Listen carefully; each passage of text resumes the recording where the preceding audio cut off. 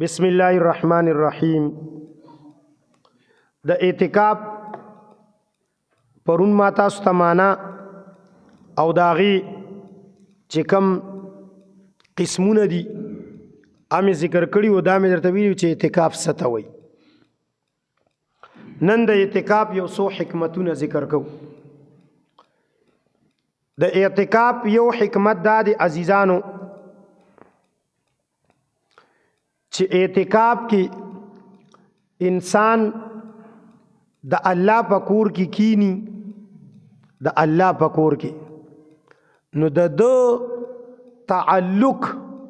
د الله سره او د الله د نیکانو بندګانو سره شي. ځکه چې عام طور سره جمعات ته نیکان بندګان راځي. نو یو حکمت دا دی. دویم دا دی چې انسان ته د الله تعالی طرف ته د سوچ او د فکر یوازي والی موقع په لاس راشي. کله چې انسان یو سیس ته یوازي شي نو د سوچ ډیر برابر شي. قرآن کې الله تبارک وتعالى ذکر کړي د پیغمبر صلی الله علیه وسلم په باره کې د خلکو نظریه دا و چې دی لیونی دی. نبی علیہ الصلوۃ والسلام ورته وی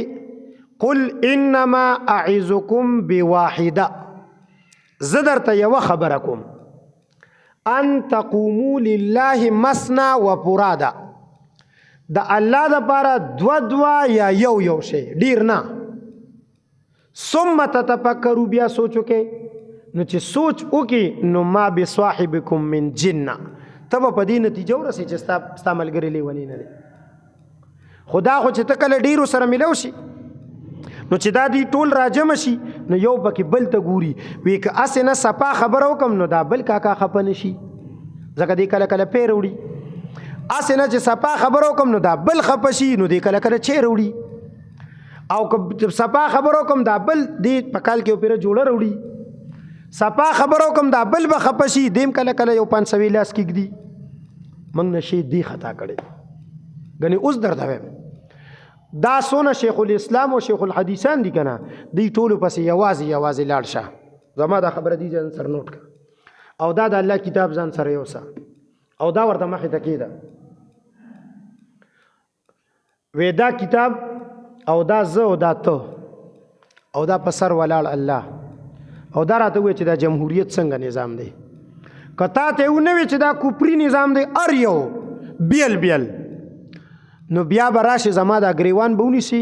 او تا ته به اجازه دي که دا سر پرېکې او که په تماچه باندې خورې، تا ته به اجازه دي. ار یو به درته وي دا کوپری نظام دی. خو چې کله دی ټول راجمع شي نو بیا یو بل ته ګوري، بیا بل ته ګوري، بیا بل اسې نه چېره دا پلان کې خفه شي، دا پلان کې خفه شي، دا پلان کې مې یو پیره کال کې پروګرام ته راغواړي، دا پلان کې مې راغواړي. بس دی وجه نه شي خطا دی. نو یوازیوالی کې دا د اعتکاف پیدا ده. یوازیوالی کې انسان ته دا مکمل وشي په خبره نو ډیر رش به نه جوړوي یوازیوالی. دریم نمبر دا دی چې عام بهر سړی نه دی په کاروبار کې مشغول وي، خلکو سره اغستل خرڅول نو ټول ورځ دوکې موکې دا سیزونه، نو چې اعتکاف ته کینی نو د دې سیزونو نه په امان شي. په خبره ورسې خو د دې سیز نه به کله په امان کېږي چې دا موبایل در سره نی، چې دا موبایل در سره ته به دې سیزونه بالکل په امان. دغه غلغه پاړې به کې، دغه غلغه پاړې به دې شروع وي. څلورم دا دی چې په دې کې انسان الله تعالی ته ورنږدې کېږي، الله ته او د الله محبوب بنده جوړیږي. او حدیث شریف کې راغلی الله وی چې څوک ماته یو لاس را نږدې شي، دې ته غز وی یو لاس، نو یې زه ورته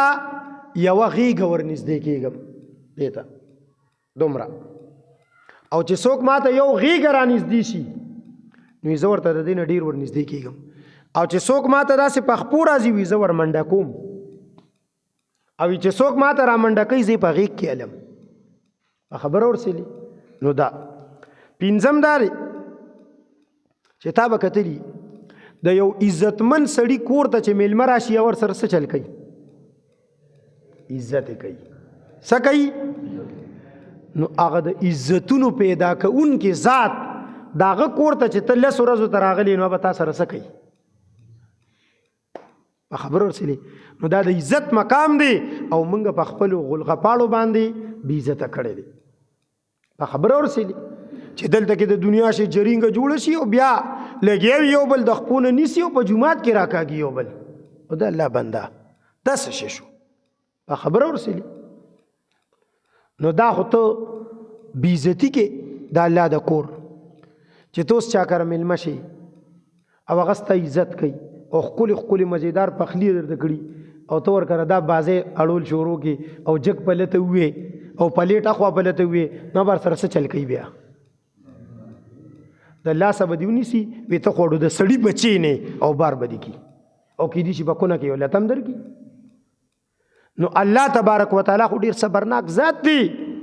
خو لیکن دا موږ چې معاشره کې کم جون تیرو نن موږ سره څه کېږي نو خو همدغه دي که نه نو څه داسې خو نه ده چې تا ته به وښکاري څپېړه خو دا ذلت او دا رسوایي زمونږ ده او دا کم حکمرانان چې په موږ مسلط دي خو دکې نتیجه ده که نه دکې نتیجه ده شپږم دا دی چې انسان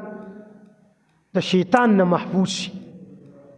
او زمونږ په اعتکاف کې د شیطان نه سړی نه محفوظ کېږي الان کې د شیطان نه پکې محفوظ شي ځکه د الله په کور کې شیطان څه کوي خو موږ خپل شیطانان شوي یو وم دا دی چې فرشتي 24 غنټې عبادت کوي نو سړی چې اعتکاف ته کینی په جمعات کې نو د ناسته عبادت د ملاسته عبادت د روټۍ خوراک عبادت دا ټول ارس عبادت شي نو دی دا لس ورځې د فرشتو په صفت شي دنه فرشته جوړه شي او زمونږ نه پکې شیطان او ابلیس جوړیږي دا ولې په خبره ورسېلې نو د ځان نه فرشته جوړول پکار دي همتن عبادت اتم داري چې په جمعات کې سړی اعتکاف ته کینی نو دی به هر ټیم د مونځ انتظار کوي او حدیث کې راغلی چې د مونځ انتظار کوونکې دی په مونځ کې وي